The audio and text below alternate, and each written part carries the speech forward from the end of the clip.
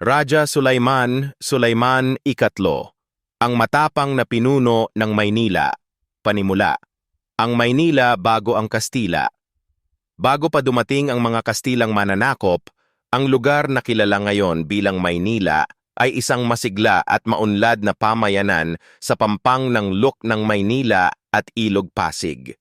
Ito ang sentro ng isang makapangyarihang sibilisasyon ng mga Tagalog na Muslim at hindi Muslim, na may malawak na pakikipag-ugnayan sa kalakalan mula sa Tsina, Borneo, at iba pang pook sa Timog Silangang Asya. May pagkakaisa at ugnayan ang Maynila sa Rajanate mismo ng Maynila, na pinamumunuan ng mga lokal na raja, kung saan isa sa pinakakilala ay si Raja Sulaiman. Ang Rajanate of Maynila ay itinuturing din na isang mahalagang sentro ng kalakalan at kultura, kasama ang mas lumang politikal na kaalyado nito, ang Tondo, na pinamumunuan naman ni Lakandula. Ang dalawang bayang ito ay may kalakalan, alyansa, at paminsang hindi pagkakaunawaan sa pagitan nila at sa iba pang mga estado sa Puluan. Ikalawa, sino si Raja Sulaiman? Si Raja Sulaiman, kung minsang tinutukoy din bilang Sulaiman Ikatlo, ay isang raming may mataas na katungkulan at kapangyarihan sa pamumuno ng Maynila noong huling bahagi ng ika-16 na siglo. Siya ang Koraja, kabayang raja, kasama ng mas matandang si Raja Matanda, at kapwa silang kasama ni Lakandula, ang pinuno ng Tondo, dalawang makapangyarihang pinuno noong mga panahong iyon. Ang kanyang pangalan ay nagmula sa Arabic na Sulaiman, na siyang bersyon ng pangalang Solomon, isang tanda ng impluensyang Islamiko sa rehiyon. May mga tala rin na ang mga lokal na tumawag sa kanya bilang Raja Mura o Raja Muda, na nangangahulugang Batang Raja o General/Rey na mas bata sa katungkulan. Ang Maynila noong panahong iyon ay hindi lamang isang simpleng nayon, kundi isang matibay, pinaligiran ng mga palisade at may lantaka o mga lokal na kanyon. Nangangahulugang handa rin itong ipagtanggol ang sarili sa malalaking puwersa kung kinakailangan. Ikatlo, pagdating ng mga Kastila 1570. Noong 1570, nagpadala si Miguel Lopez de Legazpi, pinuno ng ekspedisyon ng Kastila sa Pilipinas, ng hukbo sa Luk ng Maynila matapos makahanap sila ng mayamang lugar na may sapat na kabuhayan at kalakalan, at nakita nila ang Maynila bilang isang stratehikong lokasyon para sa kanilang bagong kolonya. Pinangunahan ni Martin de Goiti ang misyon na ito, kasama ang iba pang sundalo at may-ari ng paglalayag. Pagdating nila sa Maynila, unang sinalubong sila ng mga tagapamahala ng lugar. May mga unang pag-uusap na nagsimula, ngunit nag-iba ang daloy ng mga pangyayari. Habang si Raja Matanda ay bukas sa usapan, si Raja Sulaiman ang mas masigla at matapang sa pagtanggi sa mga pag-aangkin ng kapangyarihan ng Kastila sa kanyang lupain. Ayon sa mga ulat, mariing sinabi ni Sulaiman na hindi siya papayag na ang kanyang nasasakupan ay mapasailalim sa kapangyarihan ng mga Kastila. Ang relasyong ito ng Maynila sa Kastila ay hindi simpleng pagkakaibigan, kundi laban para sa soberanya. Ayon sa ilang tala, tinanggihan ni Raja Sulaiman ang alok ng pagkakaibigan na inilarawan ng mga Kastila, sapagkat ito ay nangangahulugang pagkawala ng kalayaan para sa kanyang mga nasasakupan. Ika-4. Ang labanan sa Maynila, Mayo 24, 1570. Sa pagtatapos ng mga pag-uusap, isang mainit na sagupaan ang sumiklab noong Mayo 24, 1570 sa pagitan ng mga puwersa ni Raja Sulaiman at ng mga Kastila sa pampang ng Maynila. Ang mga sundalong Kastila na may mas modernong armas at estratehiya ay nakipagtunggali sa mga mandirigma ni Sulaiman na may lakas ng loob ngunit kulang sa tulong at armas. Ang resulta ng labanan ay isang tagumpay para sa mga Kastila.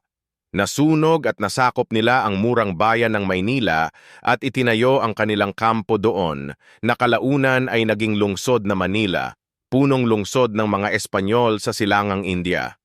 Sa kabila ng pagkatalo sa labanan, Ang pinakamahalagang aspeto dito ay ang matatag na pagtanggi ni Raja Sulaiman na sumuko o magbigay daan sa pamumuno ng mga Kastila, isang simbolo ng hindi pag-ako sa dayuhang kapangyarihan. Ikalima, paglaban sa pamamagitan ng Bangkusay, Hunyo 3, 1571, hindi naglaon noong Hunyo 3, 1571, isang bagong laban ang sumiklab sa Bangkusay Channel malapit sa Tondo.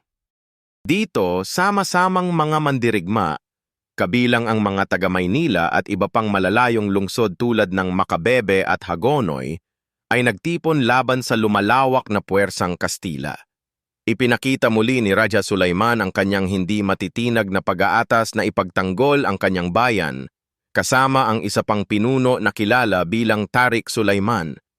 Sa labanan, ang mga Kastila ay gumamit ng mas maliliit ngunit mas mabilis na barko at mas sopistikadong armas na naging dahilan upang masira at mapalayas ang maraming barko ng mga katutubo.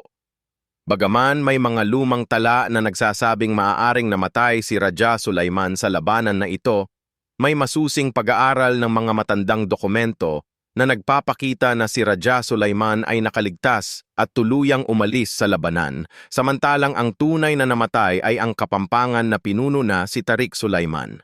Ang labanang ito ang isa sa huling mas malalaking pagtutol laban sa mga Kastila bago tuluyang itatag at kontrolin ang sentro ng kapangyarihan sa Maynila. Ika-6. Ang pagbagsak ng Maynila at ang pag-angkin ng Kastila. Bagaman nagpatuloy ang pagtutol ni Raja Sulaiman at iba pang mga pinuno tulad ni Lakandula, unti-unti ring napalakas ang puwersa ng mga Kastila. Noong 1571, bumalik si Miguel Lopez de Legazpi mismo upang pangasiwaan ang pagtatatag ng malikhaing pamahalaang kolonyal bago tuluyang nakontrol ang Maynila at paligid nito. Ang pagtatag ng Villa de Manila noong Mayo 11, 1571 ay marka ng simula ng mahabang panahon ng pamahalaang Kastila sa Pilipinas. Isang panahon ng malawakang pagbabago ng lipunan, relihiyon, kultura at politika sa bansa. Bagaman hindi nangyari na tuluyang natalo ang lahat ng puwersa ni Raja Sulaiman sa isang labanan, ang kanyang pag-angkin na hindi magpapasakop ay isang mahalagang simbolo ng paglaban para sa kalayaan at soberanya ng kanyang mga nasasakupan. Ika-7. Pamana ni Raja Sulaiman. Sa modernong pag-aaral ng kasaysayan, si Raja Sulaiman ay madalas ipinararangalan bilang isa sa mga unang lumaban sa kolonyalismong Europeo sa Pilipinas. Ang kanyang determinasyon at kabayanihan sa pagtatanggol ng kanyang bayan ay madalas itinuturing bilang simbolo ng pambansang paglaban at hindi pagsuko. May monumento sa Maynila bilang parangal sa kanyang naging papel sa ating kasaysayan, at siya ay madalas tinitingnan ng mga iskolar at aklat sa kasaysayan bilang isang matapang na pinuno na kumatawan sa di mapipigil na diwa ng mga sinaunang Pilipino bago ang kolonyalismo.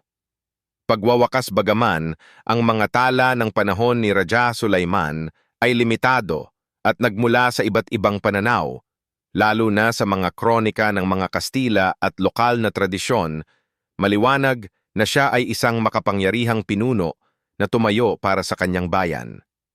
Ang kanyang buhay at pakikipaglaban ay patunay na noong unang bahagi pa lamang ng kolonyal na pananakop, may mga Pilipinong naghinto, lumaban at nagbigay halaga sa kalayaan at sariling pamahalaan.